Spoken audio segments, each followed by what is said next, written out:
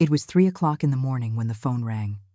The voice of Leo, my 16-year-old grandson, was trembling on the other end of the line in a way I had never heard before. "Grandma Elsa, don't go home. Please, just stay where you are." His ragged breath sent a chill through my blood. "Leo? What's happening? Why are you talking like this?" I asked, but he just kept repeating the same thing over and over. "Don't go home, Grandma, trust me. I'm begging you." 10 minutes later, from the window of the hotel where I was staying after visiting my sister in the hospital, I saw the red and blue flashing lights of police cruisers surrounding my street. 5, 6, 7 vehicles. My heart stopped. My house, the house where I had raised my children, where I had celebrated every birthday, every Christmas, was being surrounded as if it were a criminal's hideout. But what I didn't know was that, according to the papers they had filed that night, the criminal was me. 3 hours earlier, when I still believed I had a family that loved me, I had been sitting in that very living room, making chamomile tea. The afternoon had been strange, I have to admit. Robert, my 45-year-old son, had arrived with Caroline, his wife, and with Chloe, my 19-year-old granddaughter. They were all smiling too much. Those forced smiles that now, looking back, I realize never reached their eyes. "Mom, we need to talk about some important things," Robert had said, settling into the green velvet couch that had belonged to my mother. Caroline held a manila folder in her hands, clutching it as if it were something precious. Chloe, my dear granddaughter, avoided looking at me directly. That should have alarmed me. Chloe had always been my partner in crime, my confidant.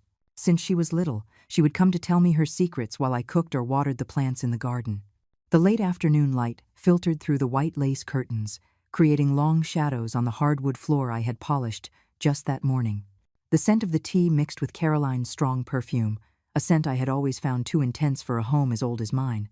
Everything seemed normal, familiar, but there was something in the air that made me feel uneasy. "What do you want to talk about?"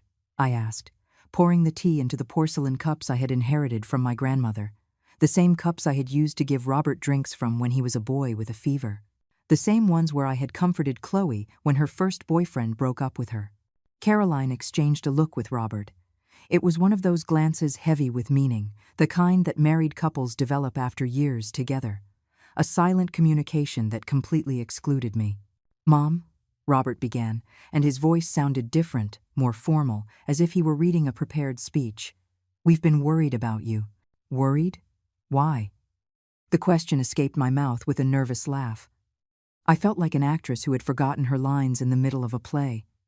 "Lately, you've been different," Caroline continued, opening the folder. "You forget things, you repeat the same stories, sometimes you don't recognize people." Her voice was soft, but there was something calculated about it, as if she had rehearsed these words in front of a mirror. I remained silent, holding my teacup. The hot steam rose to my face, and for a moment I thought that maybe they were right. Maybe I really was losing my memory. At 73 years old, it was possible. But something inside me, a small but firm voice, told me this wasn't about my memory. It was about something much darker. "Chloe has noticed it too," Robert added, and my granddaughter finally looked at me. Her eyes were red, as if she had been crying, but she said nothing. She just nodded slowly, like a programmed robot. The room filled with a heavy silence. The grandfather clock in the corner marked 6:30 in the evening with its constant tick-tock, a sound that had been the soundtrack of my life for decades. The cream-colored walls, decorated with family photographs of happy moments, seemed to close in on me. In one of those photos, Robert was 8 years old and hugging me after winning a math competition at school. In another, Chloe was blowing out the candles on her 15th birthday cake, wearing a white dress I had helped pick out. "What exactly are you suggesting?" I asked, placing the cup on the table with more force than necessary. The sound of porcelain against wood echoed in the silence like a gunshot. Caroline took a paper out of the folder. "We've spoken with Dr. Harris. He thinks it would be a good idea for you to have some medical tests, just to be sure." Dr. Harris. The name hit me like a slap. I hadn't seen Dr. Harris in over 2 years. The last time was for a routine checkup, and everything had been perfect. My blood pressure was fine, my blood tests were normal, my mind was as clear as a spring morning. How was it possible that he had talked to my family about my mental health without even seeing me? When did you talk to Dr. Harris? I asked, trying to stay calm. My voice sounded strangely quiet, but inside I felt like I was falling into a bottomless pit. Last week, Robert answered quickly. We went to consult with him because we were worried. We told him about the episodes you've been having. What episodes? The question came out of my throat like a rough whisper. I haven't had any episodes. Caroline exchanged another one of those looks with Robert. It was like watching a play where I was the only one who didn't know the script. Mom, last Tuesday you called us 5 times asking if we'd seen your purse. You were holding it in your hands on the 5th call. That was a lie. I remembered that Tuesday perfectly. I had called only once because I couldn't find my car keys, and I had found them in the kitchen 10 minutes later. But when I opened my mouth to contradict her, I saw the expression on Chloe's face. My granddaughter was looking at me with such sadness that the words got stuck in my throat. And on Friday, Caroline continued, consulting what appeared to be a handwritten list, you went to the grocery store and bought milk 3 times on the same day. The cashier called us because he was concerned. Another lie. I had only gone to the grocery store once on Friday. I had bought my usual things. I had chatted with Kevin, the cashier who had known me for years, about his new granddaughter. But there was Caroline, with her list, with her expression of concern, so convincing that for a moment I doubted my own memory. The sun had set completely, and the living room lamps created yellow circles of light that didn't quite reach the corners. The shadows seemed to move, as if they were silent witnesses to this surreal conversation. The aroma of the tea had turned bitter in my mouth. Besides, Robert added, taking out his cell phone, you've been doing strange things with your money. The screen lit up his face as he showed me a screenshot of my bank account. Last month, you withdrew $3,000 in cash. When we asked you what you needed it for, you couldn't tell us. My blood ran cold. I had withdrawn that $3,000 to help Leo with his college expenses. It had been a secret between him and me because I knew Robert would object, thinking it was too much money for a 16-year-old. But Leo had gotten a partial scholarship to study engineering, and he needed money for books and materials.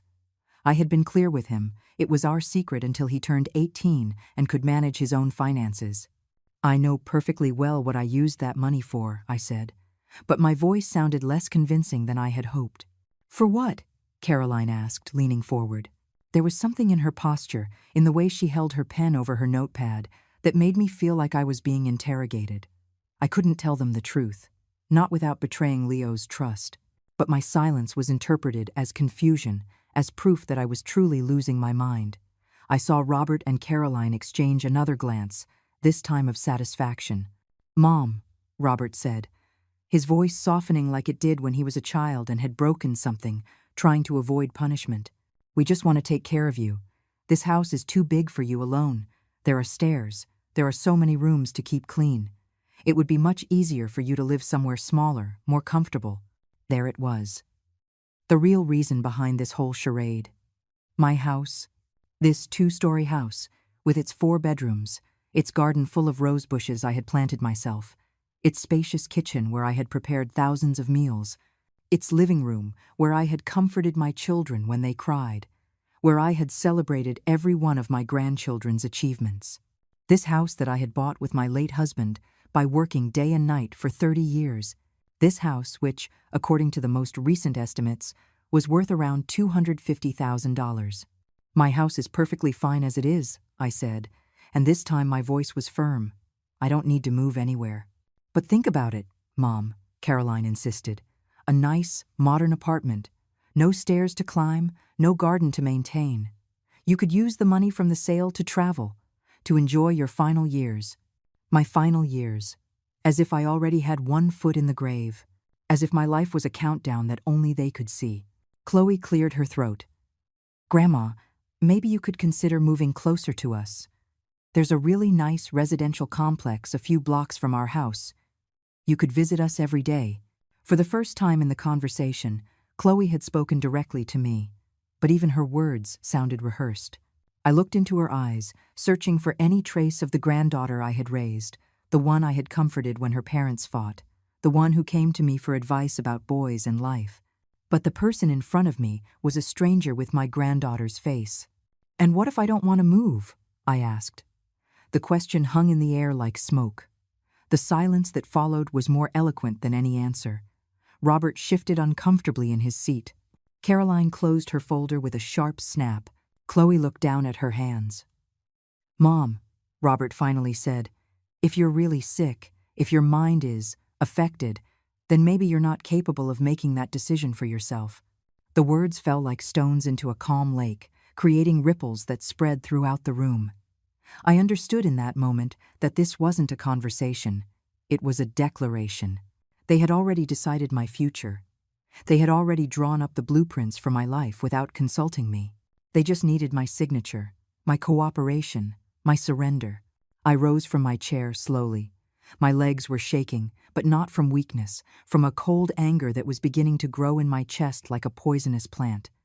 "I think it's time for you to leave," I said. Robert stood up too. "Mom, don't be angry. We're just trying to help you." "Help me?" The words sounded like a bitter laugh. "Help me by telling a doctor I haven't seen in years that I'm losing my mind? Help me by inventing episodes that never happened? Help me sell my house without my consent?"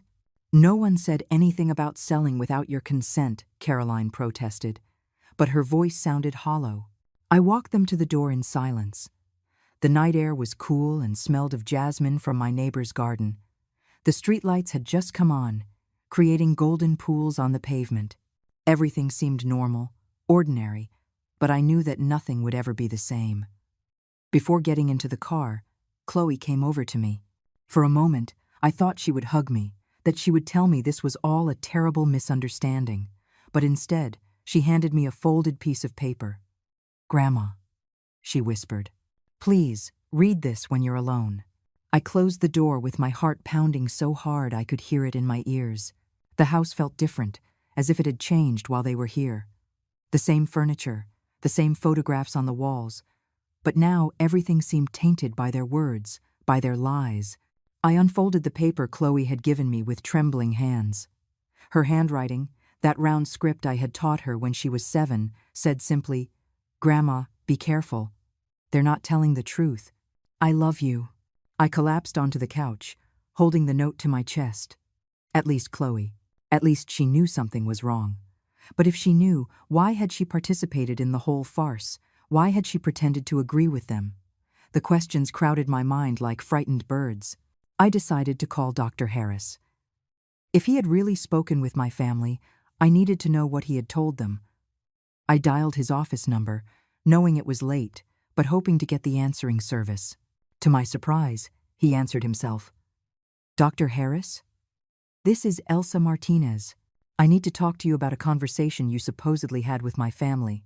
The silence on the other end of the line stretched on for too long. "Mrs. Martinez," he finally said, "I haven't spoken with any member of your family.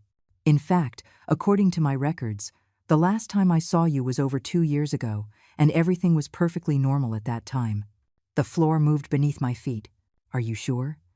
"My son Robert and my daughter-in-law Caroline said they came to consult with you about my mental health last week.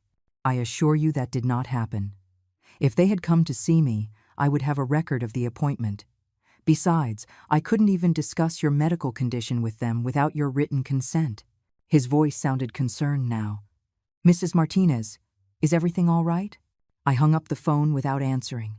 My hands were shaking so much I could barely hold the receiver. They had lied. They had lied about everything. Dr. Harris, the episodes of confusion, the repetitive calls, the multiple milk purchases. It had all been an elaborate fabrication designed to make me doubt my own sanity. But why? What did they gain from it? The answer came like a lightning bolt. The house, the $250,000 it was worth, my savings account, where I had another $80,000 accumulated over years of work and my late husband's pension, my life insurance policies, my will, where I left everything equally divided between my 2 children and my grandchildren. But if I was declared mentally incompetent, if I was put in a nursing home, Robert, as my eldest son, would have legal power over all my finances. He could sell the house, manage my bank accounts, make all the decisions for me. And Caroline, his calculating wife, would be right there to ensure that every penny was managed according to her own interests. I went up to my room with legs that felt like jelly. I needed to think. I needed to understand the magnitude of what I was facing. But when I reached the second floor, I noticed something that made my blood run cold. The door to my late husband's study was ajar. I always kept it closed, always. I entered slowly. The files I kept on the desk had been moved. Not obviously, but I knew every paper, every document. Someone had been going through my things. The drawer where I kept important papers was slightly open, something I would never have left that way. I checked quickly. My will was still there, but there were fingerprints on the envelope. The deeds to the house had been photocopied. I could see the scanner marks on the edges. My bank statements had new creases, as if someone had studied them carefully. When had they done this? How had they gotten in? And then I remembered. Last week, when I went to visit my sister at the hospital, I had given my keys to Chloe to water the plants. "Of course, Grandma. Don't worry about a thing," she had said with that sweet smile that now seemed sinister in retrospect. My own granddaughter had allowed them to search my house. She had been their accomplice. I ran down to the kitchen and checked the drawer where I kept the spare key. It was gone. They had made copies. They could enter my house whenever they wanted, take whatever they needed, look for any document that would serve their plan. The phone rang and I nearly jumped out of my skin. It was a number I didn't recognize. "Mrs. Martinez?" The voice was professional, formal. "I am Vincent Blackwood. I represent your family in some legal matters. Could we meet tomorrow to discuss some care options that might benefit you?" "What family?" I asked, though I already knew the answer. "Your son Robert and your daughter-in-law Caroline have consulted me about the possibility of establishing a legal guardianship due to your medical situation. I understand there have been some concerning episodes lately." I hung up the phone without another word. They had already contacted a lawyer. They were already moving the legal pieces to have me declared incompetent. How long had they been planning this? Months? Years? I thought of all the times Caroline had casually suggested the house was too big for me. All the times Robert had commented on how expensive it was to maintain such an old property. All the times they had talked about nursing homes as if they were luxury resorts where I would be very happy. They hadn't been innocent comments. They had been seeds, carefully planted over months to prepare the ground for this moment. I poured myself a glass of red wine, something I rarely did, but I needed to calm my nerves. My reflection in the kitchen window looked back at me. A 73-year-old woman with perfectly coiffed gray hair, wearing a pale pink sweater that Chloe had given me for my birthday. I looked exactly like what I was. An ordinary, vulnerable, easily fooled grandmother. But inside, something had changed. A hardness I didn't know I possessed was beginning to crystallize in my chest. If they wanted to play dirty, if they wanted to use my love for them as a weapon against me, then they needed to know who they were dealing with. I went to my room and pulled a shoebox from the back of the closet. Inside were my most important documents. Copies of my will, the original papers for the house, my insurance policies, my bank statements. There was also something I had kept for years without thinking I would ever need it. The letters my late husband had written to me during our courtship, where he mentioned his plans to buy this house for our future family. But more importantly, there was a sealed envelope containing something that not even Robert knew existed. Leo's adoption papers. When he was 3 and his biological parents died in an accident, Robert and Caroline had legally adopted him. But during the process, I had been designated as a backup guardian in case anything happened to them. It was a minor legal detail, something the lawyer had suggested just in case, but it could be crucial now. If Leo was in danger, if they were using him as part of their plan, I had legal rights that could protect him. I put all the documents in a handbag and hid it under my bed. Tomorrow, I would go to the bank and withdraw a significant amount of cash. I would also go see my own lawyer, Arthur Vance, who had handled my husband's legal affairs for years. He would know what to do, how to protect me from what was coming. But before that, I needed to talk to Leo. I needed to know how much he knew, how much he was being forced to participate in this deception. I dialed his cell number, but it went straight to voicemail. I tried 3 more times with the same result. Finally, I decided to send him a text message. "Leo, it's Grandma. I need to talk to you urgently. Are you okay?" The reply came an hour later, when I had already lost hope. "Grandma, I can't talk on the phone." Dad checked my phone. "I'm going to school early tomorrow. Can you meet me at the park across from the school at 7 o'clock in the morning? I have something very important to tell you." My heart pounded. Leo knew something. And whatever information he had, it was serious enough that he was afraid of his father finding out. I didn't sleep a minute that night. I sat in my favorite chair, looking out the window at the silent street, thinking about everything that had changed in just a few hours. This morning, I had been a trusting, happy grandmother. Tonight, I was a woman who had discovered that the people she loved most in the world had betrayed her in the cruelest way possible. But I was also a woman who had survived 73 years in this world, who had raised 2 children alone after being widowed, who had worked for decades to build a decent life, and I was not going to let them take it from me without a fight. When the first light of dawn began to filter through the curtains, I got dressed carefully. Comfortable pants, walking shoes, a jacket with large pockets where I could hide important documents. I pulled my hair back into a low bun and put on a pair of sunglasses. I was going to war. The park was deserted at 7 o'clock in the morning, covered in a light fog that made everything seem dreamlike. Leo was already there, sitting on a bench under the large oak tree where I used to take him to play when he was little. He had his school backpack on his lap and was constantly looking over his shoulder, as if expecting someone to follow him. When he saw me walking toward him, he jumped to his feet. His face was pale, and he had dark circles under his eyes, as if he hadn't slept either. My grandson, who had always been tall for his age, seemed to have shrunk overnight. "Grandma," he whispered, hugging me so tightly I could barely breathe. "I thought you wouldn't come. I thought maybe they had convinced you that you're really sick." "They?" I asked, though I already knew who he meant. Leo looked around the empty park once more before answering. "Dad, Mom, and Chloe. Grandma, they have a horrible plan. I heard everything." He sat on the bench and took his cell phone out of his backpack. "Last night, after they got back from your house, they stayed up talking in the kitchen until very late. They thought I was asleep, but I went downstairs to get some water, and I heard them." I recorded part of the conversation. With trembling hands, he touched the screen and began to play an audio file. The voices were clearly recognizable: Robert, Caroline, and Chloe speaking in urgent whispers. "The lawyer says we need more evidence that she's losing her mental capacity," Caroline's voice said. "A single fake medical consultation won't be enough for the judge." "We already have the forged medical documents," Robert replied. "Vincent took care of that. And we have the photos of the inside of the house. All her bank accounts, copies of everything. But we need witnesses," Caroline insisted. "People who will confirm she's had episodes of confusion.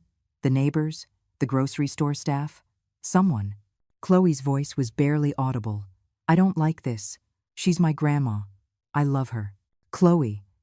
Robert's voice turned harsh. "Your grandmother is fine now, but she's old. She's going to die soon anyway. Would you rather her money go to taxes and medical expenses, or that we use it to secure your future, to pay for your college, to buy you a car, to give you the life you deserve? Besides," Caroline added, "we're not hurting her. These nursing homes are very comfortable now. She'll be well cared for." "And what if she refuses to cooperate?" Chloe asked. "She won't have a choice," Robert replied. "Once the judge declares that she can't make her own decisions, I'll have full legal power.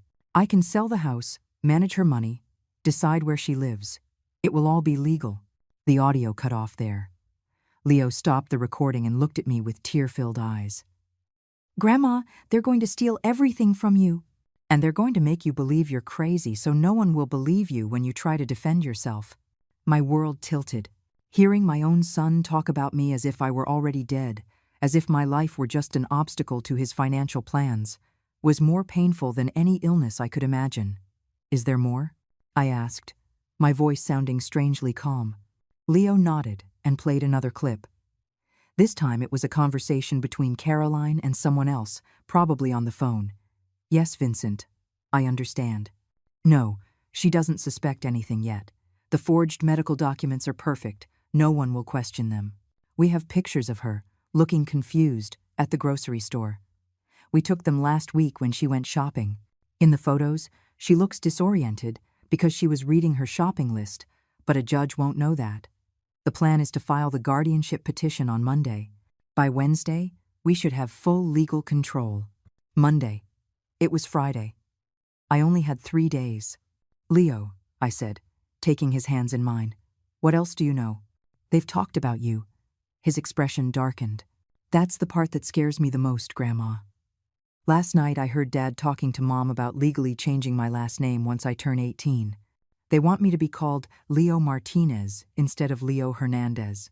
I didn't immediately understand why that was important, but Leo continued, I think they want me to inherit some of your money automatically, as if I were your biological grandson.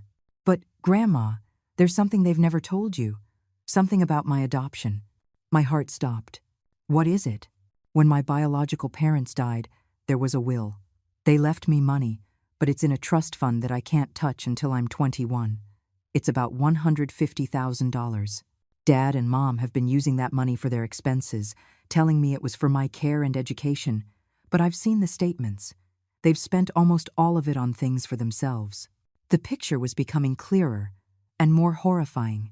Not only were they planning to steal my money, but they had already been stealing Leo's money for years. Do you have proof of that? I asked. Leo pulled a folder from his backpack. I've been collecting documents for months. Bank statements, receipts, pictures of the expensive things they've bought. Mom's new car, the European vacation last year, their kitchen remodel. All paid for with my trust fund money. I quickly looked through the papers. It was enough evidence to send them to jail for embezzlement of a minor's funds. Leo, this is very dangerous. If they find out you know all this. I know, Grandma. That's why we need to act fast. He leaned toward me, his voice barely a whisper. I have a plan, but I need your help. What plan? Tonight they're going out to dinner to celebrate that everything is working out perfectly. Chloe is supposed to stay with me, supposedly to watch me, but really to make sure I don't do anything suspicious.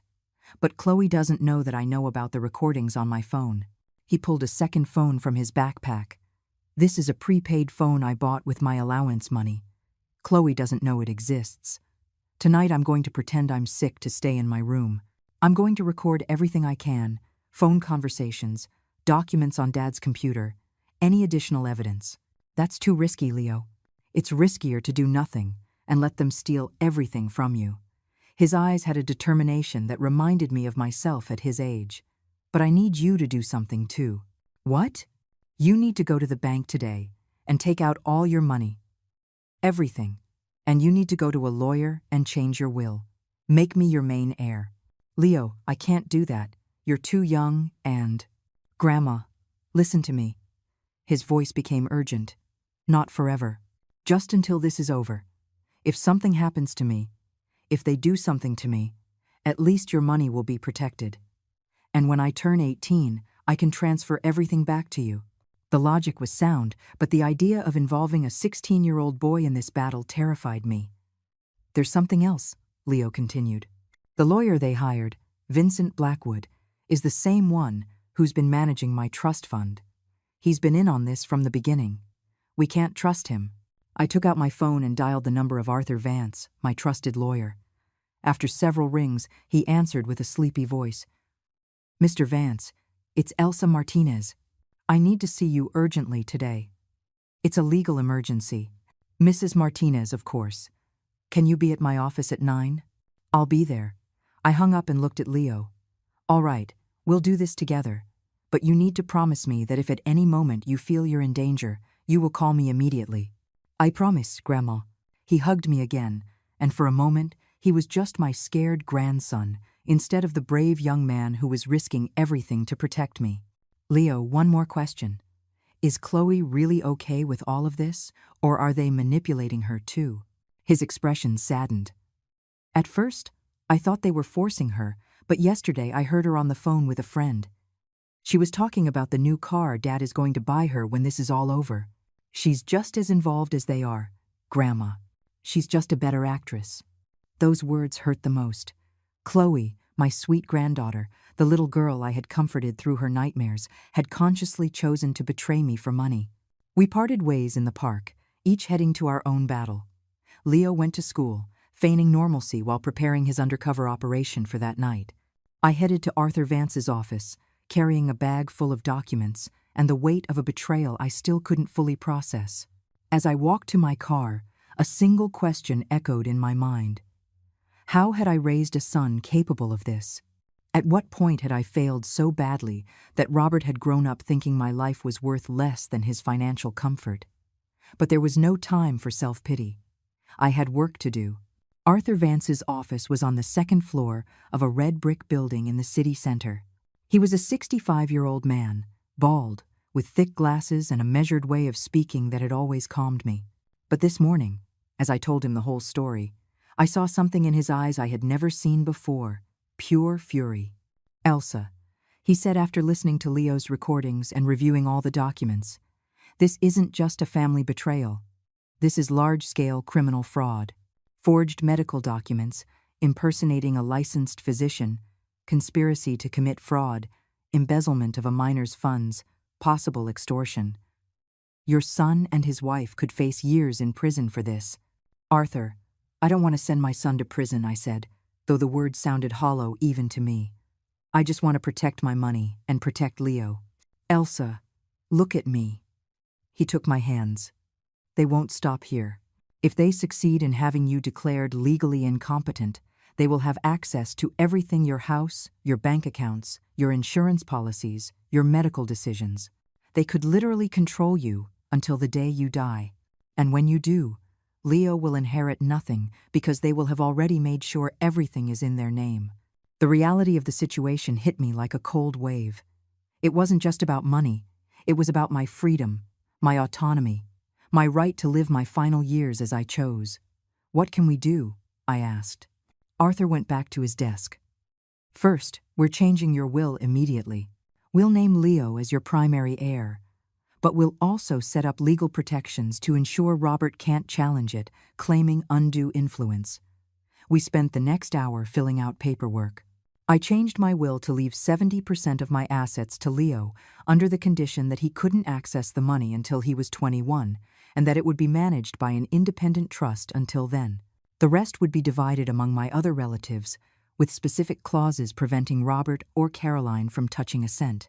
"Second," Arthur continued, "we're establishing a durable power of attorney that specifically excludes Robert from making any medical or financial decisions for you. Leo will be your backup legal representative, and I will be the primary." He stamped the documents with his notary seal. "Third, we're going to the bank right now, and you're going to transfer all your money to new accounts that only you control." At the bank, I discovered something that chilled me to the bone. When I asked for the statements from the last 6 months, the teller showed me several transactions I hadn't authorized. Small but constant withdrawals.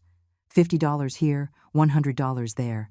In total, nearly $3,000 had disappeared from my savings account. The teller reviewed the records. "According to our files, you authorized these transactions over the phone.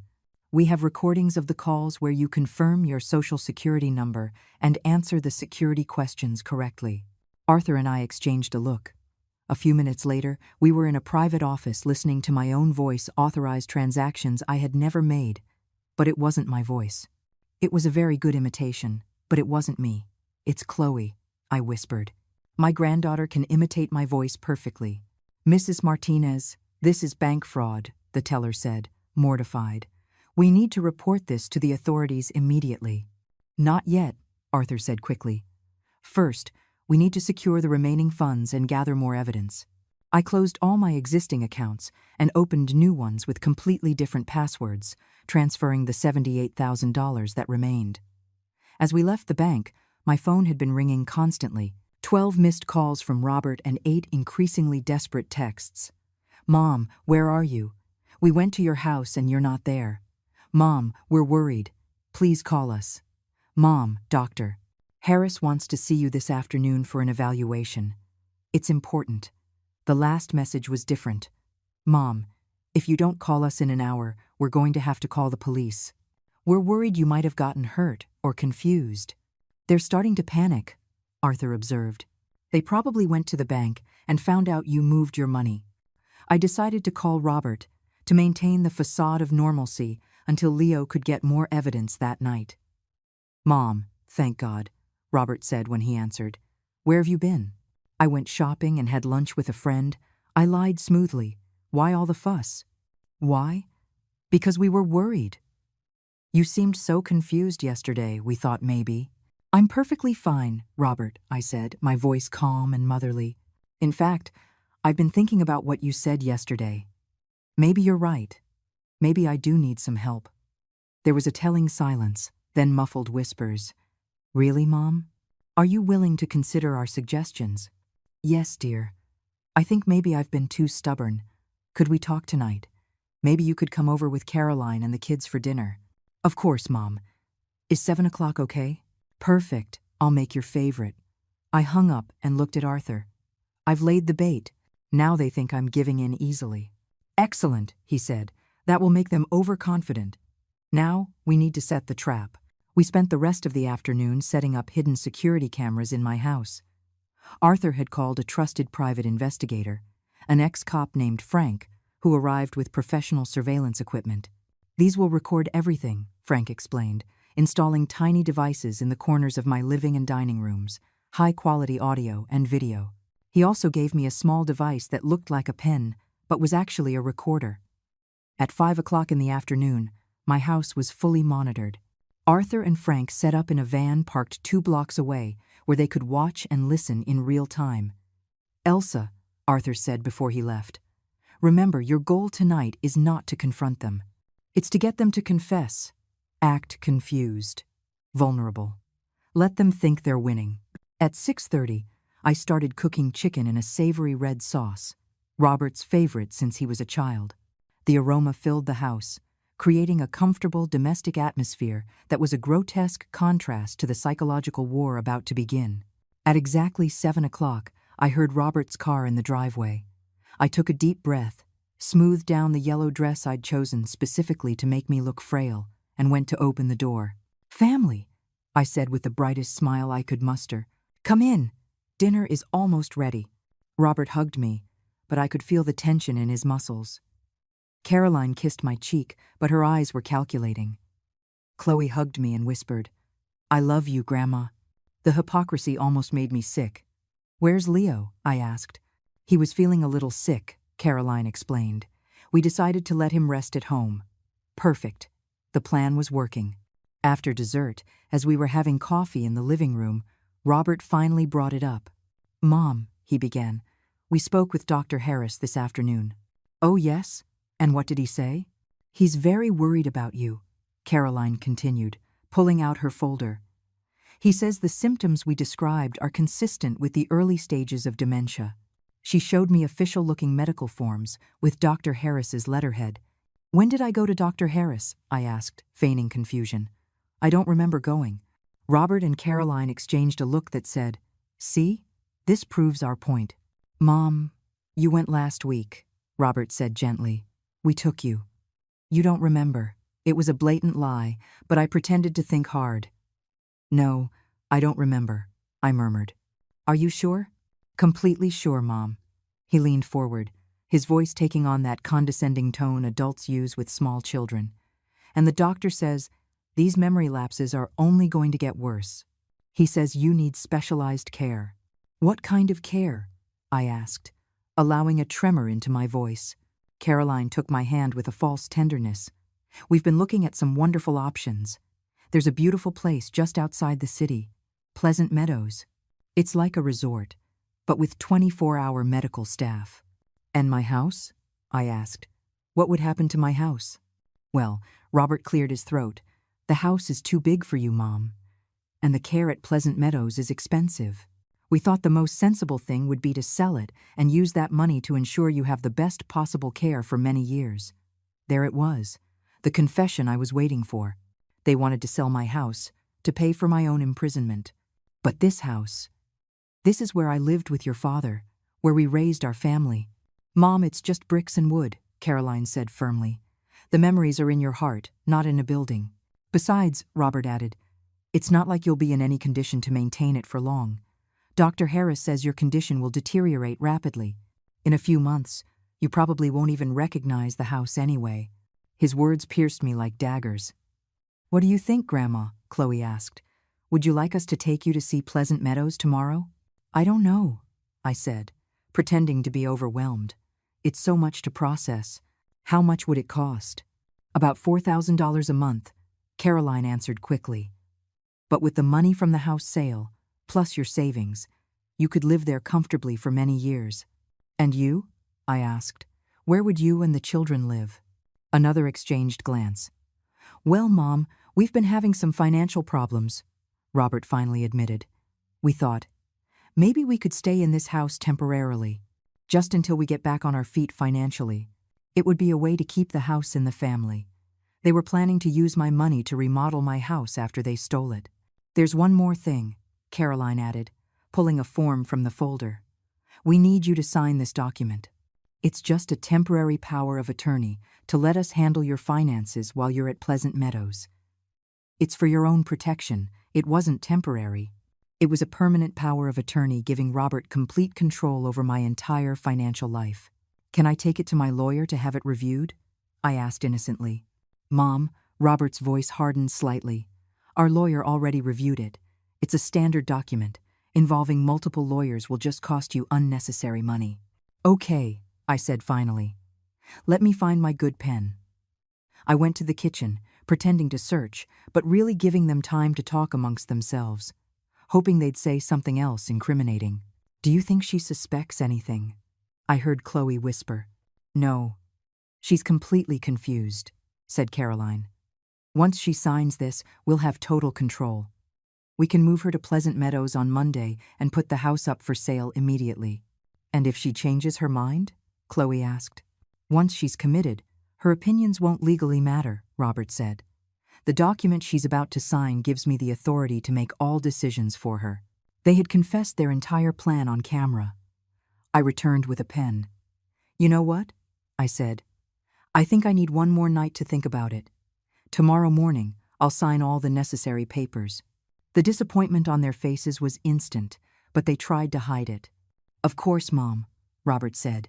"Tomorrow is perfect." They left an hour later. As soon as their car was gone, Arthur and Frank were at my door. "Elsa," Arthur said with a fierce smile, "we've got them." Arthur and Frank sat up in my living room, reviewing the footage. "This is enough to prosecute them for conspiracy, fraud, attempted extortion, and forgery," Frank said. Then my phone rang.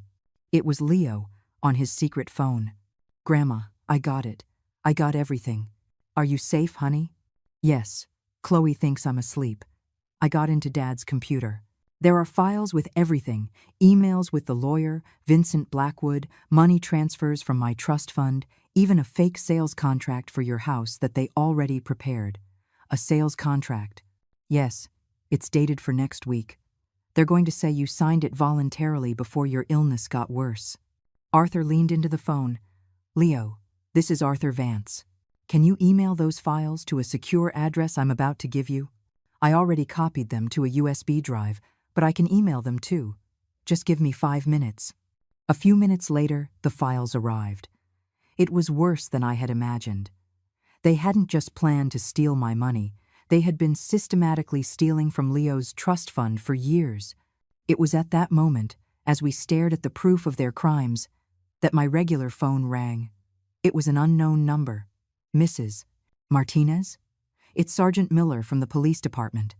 We've received a report that you've had a mental breakdown and have abducted your grandson, Leo. We need you to come to the station immediately." Another call came in from Vincent Blackwood. "Mrs. Martinez, I've been informed of the situation with Leo and your recent erratic behavior. I strongly suggest you turn the minor over to the authorities and submit to a voluntary psychiatric evaluation. This could prevent more serious criminal charges." The corrupt lawyer. They had completely flipped the narrative. Now I was the criminal, the senile grandmother who had kidnapped her own grandson. It was brilliant and diabolical. "They've called the police," I told Arthur, showing him my phone. "They're saying I kidnapped Leo." Arthur listened to the messages. "It's a desperate but smart move. They're trying to get control of you before you can press charges against them. What do? We accelerate everything. We're going to the district attorney's office right now. With Leo. We woke Leo and left through the back door, using Frank's van parked on the next street over. We hadn't driven 2 blocks before we saw the squad cars turning onto my street. The DA, a woman in her 50s named Noemi Vasquez, met us in her office at exactly 8 o'clock. "Before I review your evidence," she said, "I need to speak with Leo alone." 20 minutes later, they emerged. The DA's expression had changed completely. "Mrs. Martinez, it's clear Leo came to you voluntarily. There is no evidence of abduction. Now, please show me the evidence you have against Leo's adoptive parents." We spent the next 2 hours presenting everything. When we finished, she leaned back in her chair. "This is a case of massive fraud and child abuse," she said. "I'm issuing arrest warrants immediately." Her phone rang. After a brief conversation, she hung up. "There are new developments. The police went to arrest Robert Martinez and Caroline Hernandez an hour ago, but they weren't there. Neighbors saw a moving truck at the house very early this morning. It seems they fled." My heart sank. "What about Chloe?" Diego asked in a small voice. "Chloe disappeared with them as well. Since she's an adult, she will face charges when we find them. We've frozen all their bank accounts and issued a nationwide alert. They won't get far," she added. "We also discovered that the lawyer, Vincent Blackwood, has serious issues with the state bar. He's been suspended from practicing law for 6 months for unethical conduct in prior cases. Any document he prepared for your family is legally invalid. The DA arranged for Leo to stay with me under the supervision of a social worker until the situation was resolved. On the way home, we stopped at the bank. The DA had been true to her word. A court order had been issued, returning all the stolen money to my account and to Leo's trust fund. In total, they had stolen nearly $90,000. 6 months later, I was in my garden watching Leo plant tomatoes when the phone rang. It was DA Vasquez. "Mrs. Martinez, we found them." "Where were they?" "In a small town in Arizona, working on a farm under false names. They're being transported back today to face the charges." The trial took place 3 months later. I testified, not with anger, but with a deep sadness for everything that had been lost. When Leo testified, his voice was firm but pained. He spoke of years of feeling used, of discovering that the people he loved had been stealing his inheritance since he was 3. "Do you forgive them?" Robert's defense attorney asked him. Leo thought for a long time. "I forgive them for what they did to me," he said finally. "But I can't forgive them for what they did to my grandmother. She didn't deserve that." The sentences were severe. Robert received 5 years in prison for fraud, embezzlement, and conspiracy. Caroline received 4 years. Chloe, because of her age at the time of some of the crimes, received 3 years of probation and 800 hours of community service. Vincent Blackwood, the corrupt lawyer, was permanently disbarred and received 2 years in prison. After the trial, Chloe approached me on the courthouse steps. "Grandma," she said, her voice a bare whisper, "can you ever forgive me?" "Chloe, I already forgive you," I told her. "But forgiveness doesn't erase the consequences. You have lost my trust forever, and that is something you will have to live with." 2 years later, Leo graduated from high school as the valedictorian of his class, with a full scholarship to a prestigious university for engineering. "Grandma," he said as we toasted with sparkling cider, "do you ever regret fighting them?" "Never," I answered without hesitation, not just because I had a right to protect what was mine, but because I had a duty to protect you, and I had a duty to teach you that actions have consequences. Now, 5 years after that night that changed everything, I live alone in my house, but I don't feel lonely. Leo visits every weekend from college. We've built a life together, healing the wounds his family left behind. I've learned that true love requires mutual respect, honesty, and a willingness to make sacrifices for the other's well-being. What my family had offered me was not love. It was toxic dependency disguised as affection. Yesterday, Leo brought me flowers from his university's garden. "For the bravest woman I know," he said. "I don't feel brave. I just feel like a woman who did what she had to do. But maybe that's what being brave really is, not the absence of fear, but doing the right thing in spite of it. Tonight, as I write these last words in my journal, I can hear the sound of rain gently tapping against the windows of the house I almost lost. Leo is upstairs studying for his finals. The chamomile tea is cooling on the table beside me. Everything is quiet, safe, and in its right place. They never touched my name again. And I never went back. And I never went back. And I never went back. And I never went back. And I never went back. And I never went